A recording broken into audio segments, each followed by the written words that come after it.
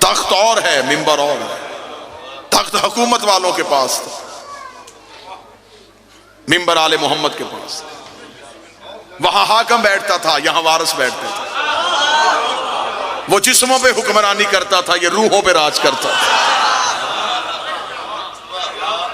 अमीर अल मोमिनीन से आगे के बंदे ने कहा, या अली, आपने उस बंदे से हुकूमत क्यों नहीं छीनी? जो सवाल आज होता ही अली से हुआ था। या अली, आपने उनसे हुकूमत क्यों नहीं छीनी? अली मुस्कुरा के फरमाते हैं, क्या उसका हाथ अर्श पे चला गया है? तख्त पे बैठ के वो अली के बराबर हो गया है। इमामत को तख्त और ताज की जरूरत नहीं। नबी के सामने मक्के के काफरों ने कहा था, बादशाहते ला इलाहा छोड़। नबी के जुमले आज भी किताबों में लिखे। नबी ने फरमाया, दाएं हाथ पे सूरज, बाएं हाथ पे चांद रखो, मैं फिर भी तुम्हारी हुकूमत को कुछ नहीं समझूंगा।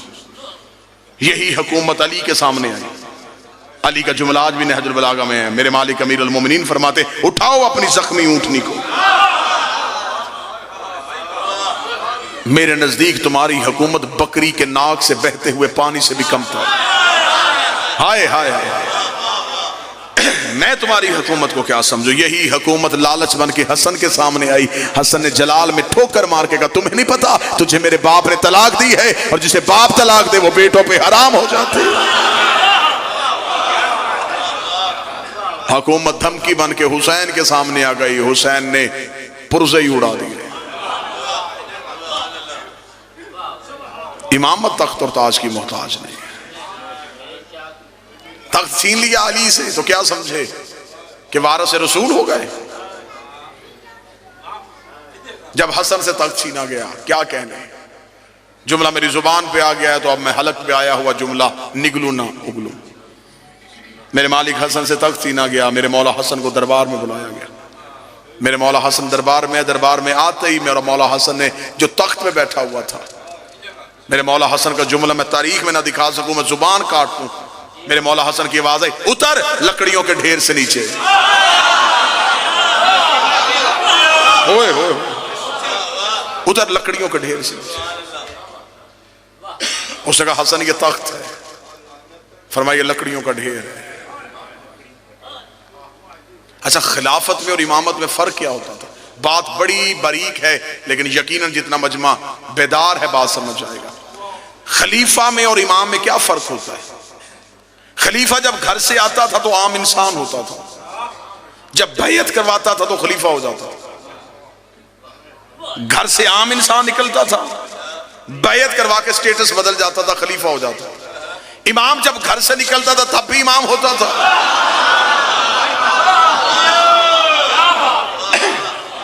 अगर लोग ओहदा ना देते तो वो खलीफा ना बनता। इमाम को कोई ना भी माने, इमाम तो तब भी इमाम है। इमामत में क्या फर्क आता है? हमें फख्र है कि हमने दीन खिलाफत से नहीं लिया, हमने दीन इमामत से लिया।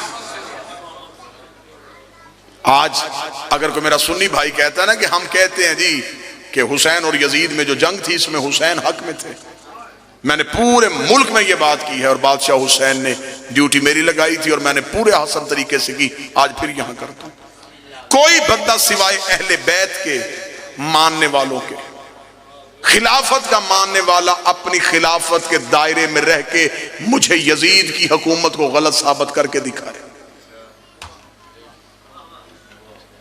सिर्फ अहले बैत के मानने वाले और इमामत के मानने वाले यजीद को गलत कह सकते हैं,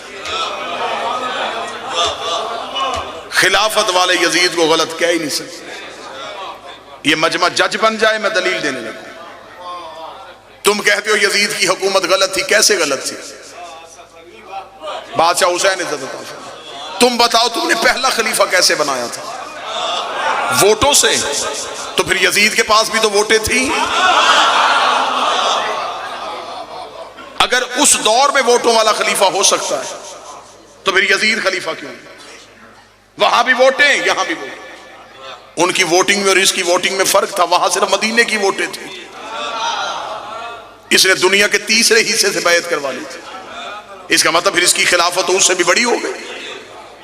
तुम्हारे पास खिलाफत का दूसरा असूल है मुसलमानों कि बाप जाता हुआ, पहला जाता हुआ दूसरे को नामजद करके जाए, तुम उसे भी खलीफा मान लेते हो। ये खिलाफत का दूसरा कानून है। तो यजीद के पास ये कानून भी था, उसे उसका बाप जाता हुआ नामजद करके गया था। अगर दूसरा खलीफा नामजद होने से बन सकता है तो फिर यजीद क्यों नहीं बन सकता? तुम्हारे पास खिलाफत का तीसरा असूल है, 6 बंदों की कमेटी बैठे, शूरा कमेटी, और वो एक को खलीफा चुन ले, तुम उसे भी मान लेते हो। तो यजीद के पास तो ये असूल भी था, उसे 6 बंदों की कमेटी से नहीं, उसने 18,000 मुफ्तियों से फतवा ले लिया था अपनी हुकूमत के हक में। इसका मतलब है तुम्हारा वोटों से बनाया हुआ था, तुम्हारा नामजद किया हुआ था, तुम्हारा कमेटी से बनाया हुआ था। तो यजीद ने तीनों असूल अपनी एक हुकूमत में रख लिए थे। उसने वोटें भी ले ली थी, उसने बैयत भी करवा ली थी, उसने नामजद करवा लिया था, उसने लोगों से बैयत भी करवा ली थी। तो फिर आज मुसलमान किस मुंह से कहता है हुसैन सही है यजीद गलत है? हुसैन को सही कहना फिर खुल के कहे, फिर मानना पड़ेगा हुसैन सही है, वोटों से खलीफा गलत था, हुसैन सही है, नामजद किया खलीफा गलत था, हुसैन सही है, कमेटी वाला गलत था। तुझे आखिर में मानना पड़ेगा गदीर सही है, सकीफा गलत है।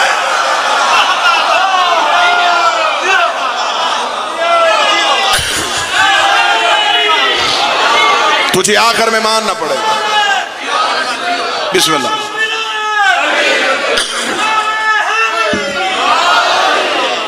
तुझे तस्लीम करना पड़ेगा गदीर सही था, सकीफा। फिर अगर तू रिसर्च करे तो तुझे आखिर में मानना पड़ेगा अल्लाह का बनाया ठीक था,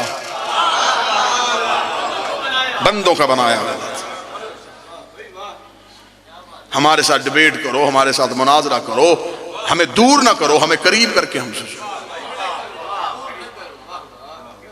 हम किसी को मानते हैं तो हमसे पूछो तो सही कि क्यों मानते हैं। हम छोड़ते हैं तो पूछो क्यों छोड़ते हैं। कौन कहता है कि हम शिया सहाबा की इज्जत नहीं करते? लेकिन मुझे सहाबियत का म्यार तो पहले बताओ। जो मदीने से निकाले वो भी सहाबी, जो निकले वो भी साहब, जो कत्ल करे वो भी साहब, जो कत्ल हो वो भी साहब। तो फिर हमारे पास क्या म्यार है कि इनमें से ठीक कौन है?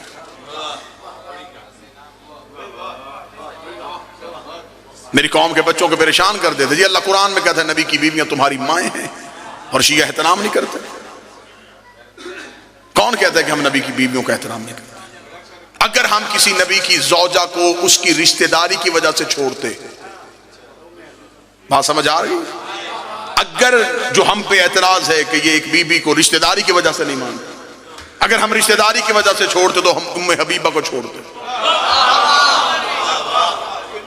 नबी की बीवियों में से सबसे ज्यादा खतरनाक रिश्तेदारी तो इसकी, ये अबू सुफियान की बेटी है, ये माविया की बहन है, ये यजीद की फुप्पी है। हम उन तीनों को नहीं मानते, इस एक को मानते।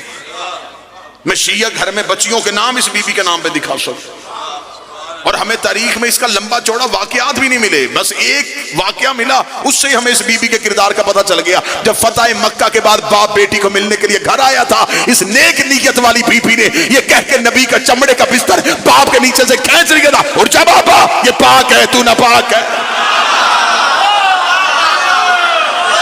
तुम मुस्तफा की जगह पे कैसे बैठे?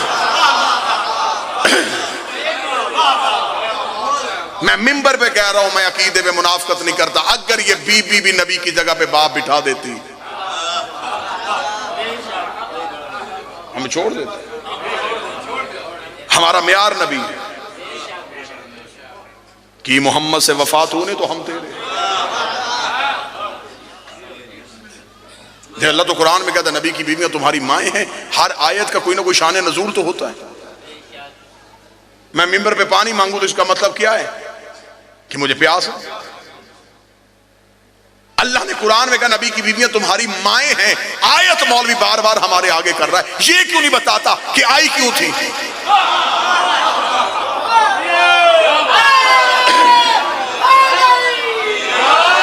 आखिर ये आयत आई क्यों थी? उस दौर में तो हम शिया नहीं थे। उस दौर में कौन नहीं मान रहा था जिसके लिए अल्लाह ने कुरान में आयत भेजी? आयत बताई, शान नज़ूल नहीं बताया। आप फिर शान नज़ूल हम बता देते, तेरी किताबों से बता देते हैं। जब नबी की जिंदगी में एक बंदे ने मदीने के बाहर दरख्त के नीचे लोगों को इकट्ठा करके मशवरा किया था कि नबी दुनिया से चले जाएगा, नबी के जाने के बाद नबी की बीवियां होंगी बेवा, और इसकी शरीयत में बेवा से शादी सवाब है। इधर उसने नापाक मंसूबा बनाया, जबरील के पर मोहम्मद के कदमों पे आए, आवाज आई इस बंदे को घर बुला के खुदा कह रहा गैरत कर, माए हैं।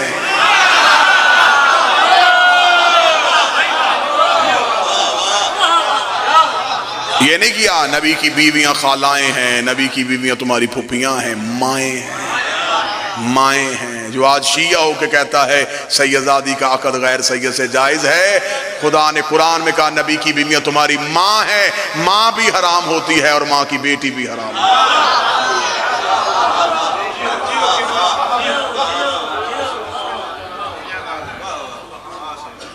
नबी की बीवियां तुम्हारी माँ है। खुदा ने कुरान में हुक्म दे दिया माएँ हैं। बंदों ने कहा चल ठीक है ये माएँ हैं तो फिर नबी तो हमारा बाप हो गया। बनता तो यही है ना जी, जो बीवी माँ हो तो शोहर बाप हो। उन्होंने कहा ठीक है तेरी बीवियां हमारी माएँ, तू हमारा बाप। आयत फिर तड़प के नाज़िल हो गई, माँ काना मोहम्मद नबा हद में रजालकुम, मोहम्मद तुम मर्दों में किसी का बाप नहीं। अब जरा आयत के तेवर देखना, तौहीद देखना किन लोगों के साथ किस मजाज में जंग कर रही है। पहले कहा माएँ हैं ताकि नबी के घर की इज्जत बचाए, फिर जब उन्होंने कहा ये बाप है, खुदा ने फौरन आयत भेज दी ये किसी का बाप नहीं। लोगों ने हिकमत अमली तब्दील कर ली, उन्होंने कहा चल ठीक है अगर ये किसी का बाप नहीं फिर इसका कोई भी बेटा नहीं होगा, इसकी कोई नस्ल नहीं होगी, इसकी कोई अहले बैत नहीं होगी, इसका कोई खानदान नहीं होगा, क्योंकि अल्लाह ने कुरान में कह दिया है कि मोहम्मद तुम मर्दों में किसी का बाप नहीं है। रसूल ने कहा मेरे मालिक तो फिर मेरी नस्ल, मेरा खानदान, मेरी अहले बैत। फरमाया मेरा मोहम्मद खामोश रहा, एक वक्त आएगा नजरान के ईसाई तुझे मुबाहले के लिए बुलाएंगे, फिर हम तुझे हुक्म देंगे वो अपने बेटे लेके, तू बेटे लेके जा, तू बेटे लेके जा। जब आयत आ गई लोगों ने कहा अब बेटे कहां से लेके आएगा, अल्लाह ने तो कहा है तो बाप ही किसी का नहीं। नबी ने फरमाया आओ बताओ बेटे कहां से मिलते हैं, आओ बताओ बेटे कहां से मिलते हैं। अली के दरवाजे पे दस्तक दी, हसन और हुसैन को गोद में उठा के कहा तुम्हारा बाप नहीं इनका बाप।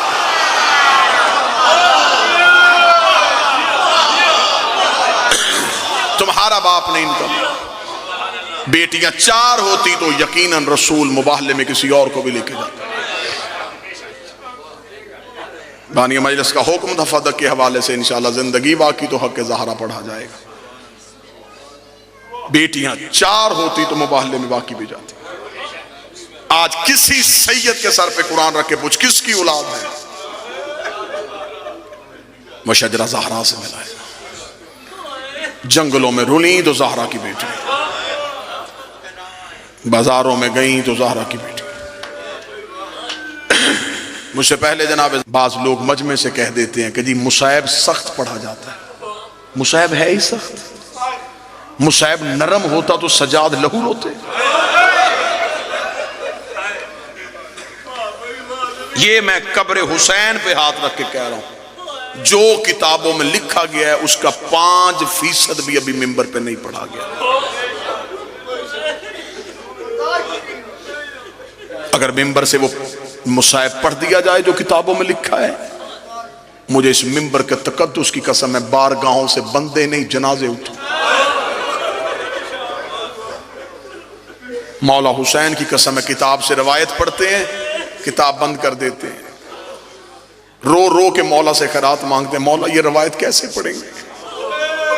सदात बैठे होते हैं, सैयदादियां बैठी होती हैं, थोड़ा सा भी मुसाइब सख्त हो जाए गाड़ी तक सैयद पीछे आते, उन्हें किताब दिखा भी देना कि ये देखिए यहां लिखा है, वो रो के कहते हैं बेशक लिखा है ना पढ़ा करो। 1400 साल के बाद तुझे औलाद होके बर्दाश्त नहीं हुआ, हौसला नहीं फिर सज्जाद का।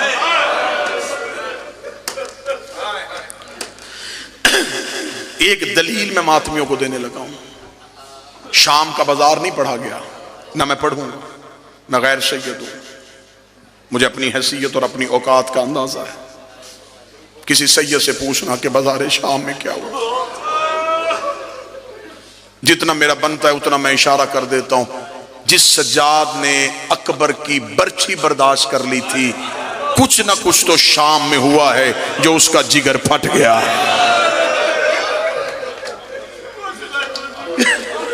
जिसने जवान भाई की बर्छी बर्दाश्त की थी, जिसने गाजी जैसे चचा के बाजू बर्दाश्त किए थे, कुछ ना कुछ तो शाम में हुआ है ना। जितने मजलिस में बैठे हो, मैं मिंबर पे दुआ कर रहा हूं, अल्लाह हर भाई को बहन जरूर दे और हर बहन को भाई जरूर दे। जिस बहन का भाई कोई ना हो, वो बाजार में डर के चलती है। उसे खबर है मुझे किसी ने रोक लिया, मेरे पीछे तो आने वाला भी कोई नहीं। बहन बड़ी हो, भाई छोटा हो, माँ से पूछती अम्मा मैं बाजार जा रही हूं। माँ कहती अकेली ना जाना, बाप को आने दे। अम्मा बाबा ने शाम लेट आना है। माँ कहती फिर ऐसे कर भाई को साथ ले जा।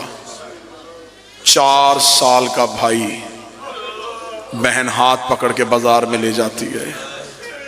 मुझे बोल के बुलाओ पहाड़ के इलाके वालों, 4 साल के भाई की बहन की क्या हिफाजत करनी होती है, लेकिन बहन का गरूर होता है, वो बाजार में गरूर से चलती है।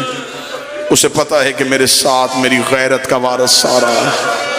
अल्लाह ना करे रास्ते में बदमाश खड़े हों, बहन के चेहरे पे परेशानी आए। 4 साल का भाई बहन का चेहरा देखता है, देख के कहता तू ना रो मैं तेरे साथ हूँ, तू ना घबरा मैं तेरे साथ हूँ, तू परेशान ना हो मैं तेरे साथ हूँ। रो सको रो लेना, हाय कह सको हाय कह लेना।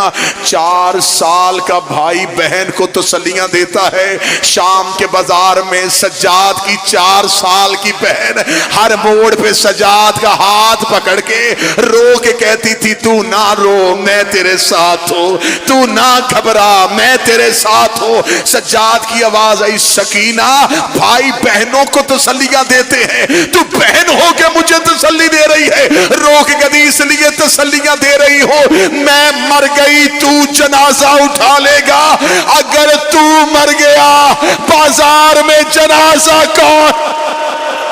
अजरो को अल्लाह, बाजार में जनाजा कौन?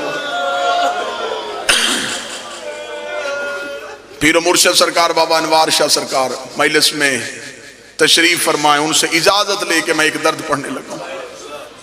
मलक अली अब्बास पढ़ गए हुसैन के बेटे का दर्द। अलम अब्बास को जामन बनाता हूं, तेरी एक आंख के आंसू के लिए मैं 2 मिनट में पढ़ने लगा हूं हुसैन की बेटी का दर्द। मैंने मिंबर आले मोहम्मद में रसूल की बेटी के 3 दर्द पढ़े थे। फिर मैंने इसी साल ही हुसैन की बेटी के 2 दर्द पढ़े। सादात मुझे माफ कर देना, जितने मातमी बैठे हो मुझे माफ कर देना। मैं वजह नहीं पढ़ूंगा, मैं गैर से इशारा दे दूंगा तेरे आंसू के लिए।